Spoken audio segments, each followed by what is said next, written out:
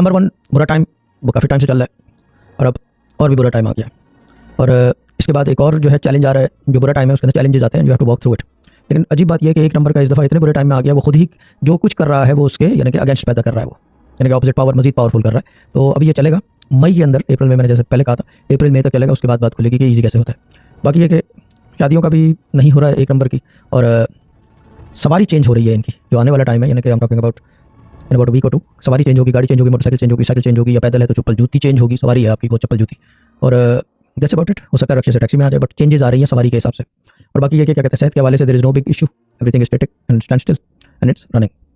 number 2 सफ़र भी आया हुआ है, चेंज आ रही है मतलब पॉजिटिविटी की तरफ, एंड बीमारी भी आने वाली है, 2 की जो है बीमारी भी आने वाली है इन अबाउट